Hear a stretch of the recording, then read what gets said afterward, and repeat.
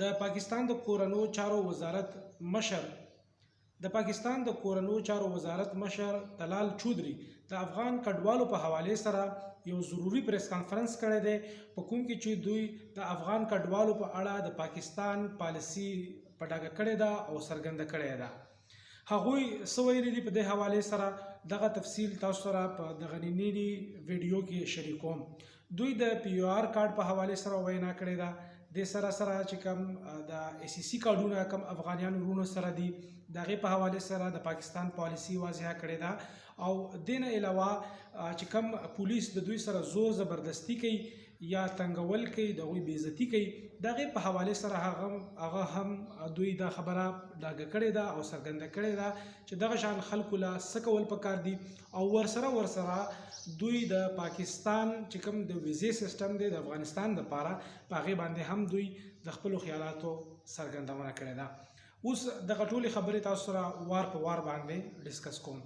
چې کومو افغانیانو ورونو سره ای سی سی کارډونه دي نو هغوی ته د 13 مارچ پورې مهلت ورکړل شوی و او هغوی ته اوس ویلي شوي دي چې تاسو به خپل وطن افغانستان ته ځئ. دې سره چې کومو خلکو سره پی یو آر کارډونه دي نو هغوی د 13 جون پورې هغه پاتې کېدی شي په پاکستان کې د هغوی چې کوم روټین دی د هغوی چې څنګه ژوند روان دی هماغه شان دی به هغوی خپل ژوند روان ساتي همدغه شان هغوی به دلته په پاکستان کې پاتې کېدلی شي. خو چې داسې کورنۍ هغه افغان وروڼه چې د هغوی په کور کې یو تن داسې وي چې د هغوی سره د پی یو آر کارډ وي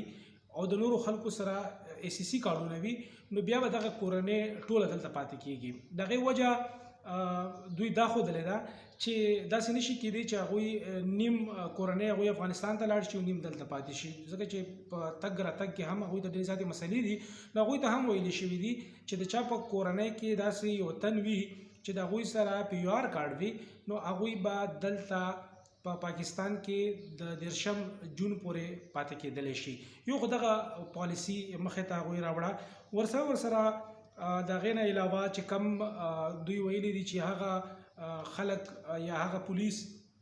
یا هغه د ادارو خلک چې هغه افغان کډوالو له ورځي او هغوی ته وایي چې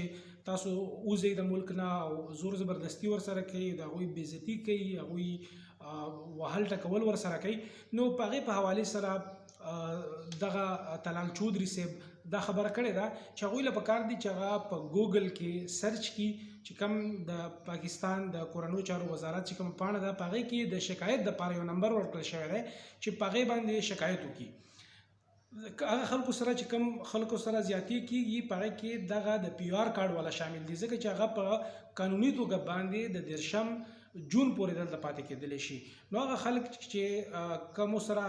پی یو آر کارډونه دي او هغوی تنګول کېږي یا د هغوی نه رشوت اخیستل کېږي یا هغوی ځورول کېږي نو هغوی دپاره بیا دوی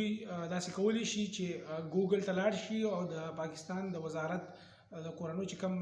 پاڼه ده په هغې کې د شکایت هغه نمبر راوباسي او په هغې باندې شکایت درج کړي. دویمه لاره د هغوی سره دا ده چې د دوی سره نږدې چېرته میډیا سنټر وي هلته لاړ شي او په میډیا باندې د دغه خلکو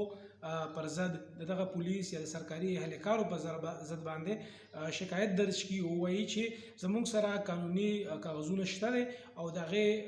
په باوجود هم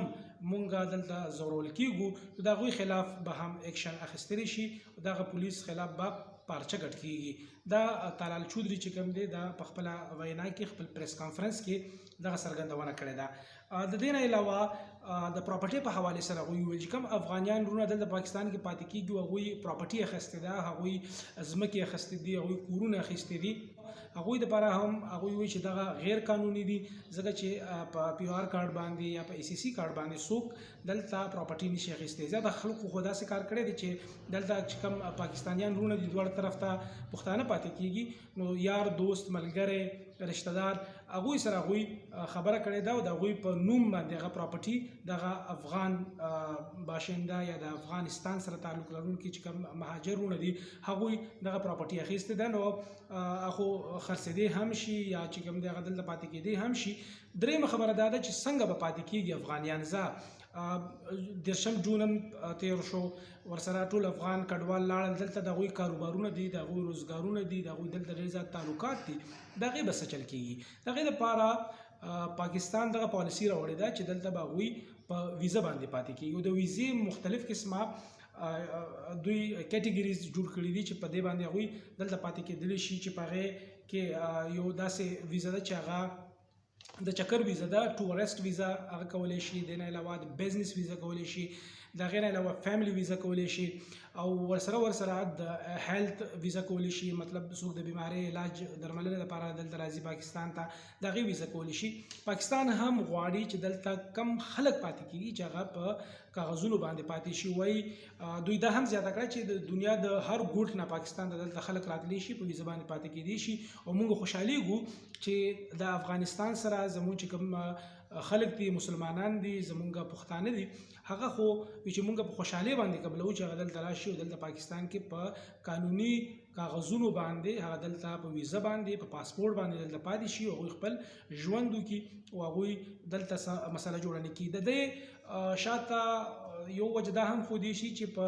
پاکستان کې د څو میاشتو نه د ترخګرۍ ډېر زیات واقعیات مخې ته راغلل ډېر زیات خلک ووژل شول ووژل شول بمونو دماکې وشوې نو پاکستان به چې کله په دې حواله سره انویسټیګیشن کولو نو د هغې بنیاد به د افغانستان سره جوړ ترخګرو چې کوم برید دی په هغې کې به افغانیان ملوث وو نو د هغې په وجه باندې پاکستان دغه فیصله وکړه چې اوس به مونږ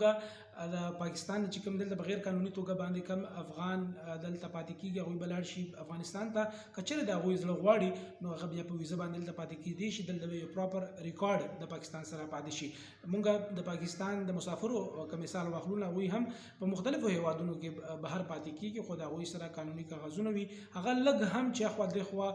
غیر قانوني کار وکړي هغوی د هغې نه بچ نشي پاتې کېدی په ننني دغه ویډیو کې هم دومره